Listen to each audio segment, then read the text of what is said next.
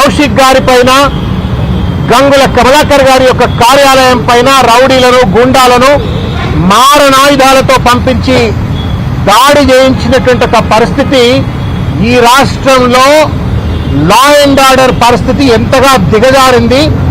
ఇది ప్రజాస్వామ్య పాలన కాదు, గూండాల రౌడీల పాలన అన్నట్టుగా నిన్న మొత్తం ఉదంతం అంతా కూడా కనబడ్డది. బీజేపీ, కాంగ్రెస్ ఈ రెండు కూడా కుమ్మక్కైపోయి పోలీసులను వాళ్ళ చెప్పు చేతల్లో పెట్టుకొని వాళ్ళ కరీంనగర్ లో ఒక దుర్మార్గమైనటువంటి ఒక రాజ్యాంగ వ్యతిరేక రాక్షస పరిపాలనను ఇవాళ కరీంనగర్ లో చూపిస్తూ వస్తా ఉన్నారు. కూతవేటు దూరంలో పోలీస్ స్టేషన్ ఉంటుంది, 100 మీటర్ల దూరంలో పోలీస్ స్టేషన్ ఉంటుంది. అంత పెద్ద కరీంనగర్ కార్పొరేషన్ లో ఇంటెలిజెన్స్ వ్యవస్థ ఉంటుంది. వందల మంది గుండాగాళ్లు ర్యాలీగా వచ్చి ఒక ఎమ్మెల్యే కార్యాలయం పైన దాడి చేస్తా ఉంటే గుడ్డి గుర్రం పళ్ళు తోమిందా పోలీస్ వ్యవస్థ అని చెప్పని వాళ్ళ మేము ప్రశ్నిస్తా ఉన్నాం. వాళ్ళ యొక్క నిశ్చేష్టల వల్లనే నిన్న పెద్ద ఎత్తున ఆ దాడి జరిగింది. భగవంతుని దయ కౌశిక్ రెడ్డి వాళ్ళ బతికున్నాడు, లేకపోతే ఇవాళ ఆయన ప్రాణాలు కోల్పోయేట్టుగా పరిస్థితి ఏర్పడుతుండే. పెట్రోల్ బాంబులు పట్టుకొస్తే పోలీస్ కేసులు పెట్టారట, మారణాయుధాలు పట్టుకొస్తే పోలీస్ కేసులు పెట్టారట. బండి సంజయ్ గారు లాంటి వాళ్ళ భాష విన్నారా ఏమన్నా? భారత్ మాతాకి జై అనేటువంటి వాళ్ళు మాట్లాడే మాటేనా అది? కేసీఆర్కే పుట్టినవాని కేటీఆర్ని అడుగుతారట ఆయన. కేసీఆర్కే పుట్టినవాని కేటీఆర్ని అడుగుతారట. ఇది తప్పు అని చెప్పని కౌశిక్ రెడ్డి అంటే మేము దాడి చేస్తామంటారు. ఇది ఎక్కడ సంస్కృతి అండి చెప్పండి? న్యాయమా చెప్పండి? కేటీఆర్ గారట డ్రగ్ ఎడిక్ట్ అట, డ్రగ్స్ తీసుకుండట.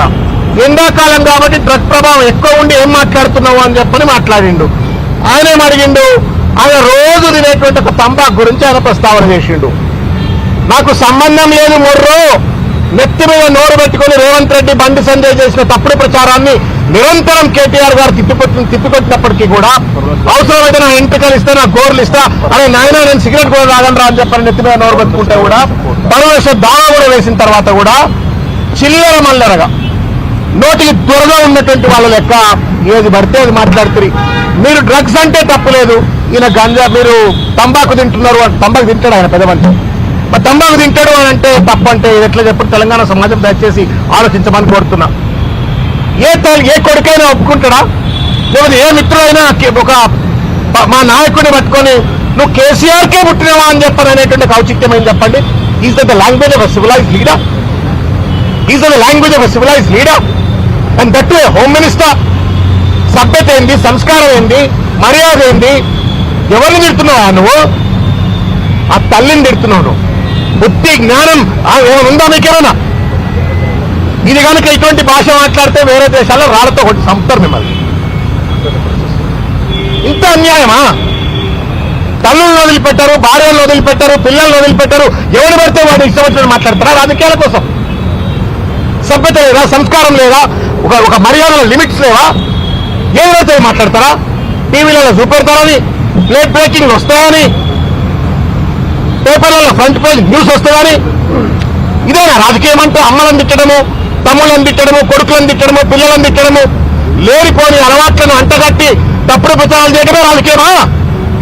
మా సంజయ్ గారు చెప్పింది నిన్న ప్రెస్ మీట్ చూసిన నేను. దమ్ము ఉంటే విద్య మీద చర్చ చేయి.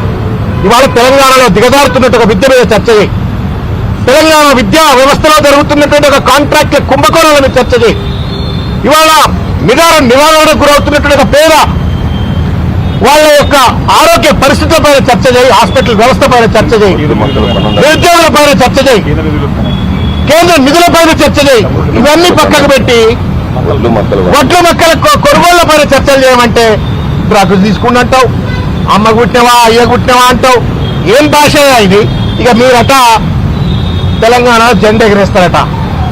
బొంద పెడుతున్నారు మీరు. మీ పార్టీని మీరే ఇంతకుముందు జగపతి గారు చెప్పినట్టుగా బొంద పెడుతున్నారు మీరు. This is not the way to build a party. This is to bury a party. ఇది బరీ చేయడం కోసం. మీరు బరీ అయితే బరీ కాండి, బొంద పెట్టుకుంటే బొంద పెట్టుకోండి. But you have no right. Constitution does not guarantee, give you authority to talk the way you think you can talk. అన్యాయం ఇది. ఏ రాజ్యాంగం చెప్పిందా? భగవద్గీత చెప్పిందా? రాజ్యాంగం పక్కన పెడదాం. భగవద్గీత చెప్పిందా?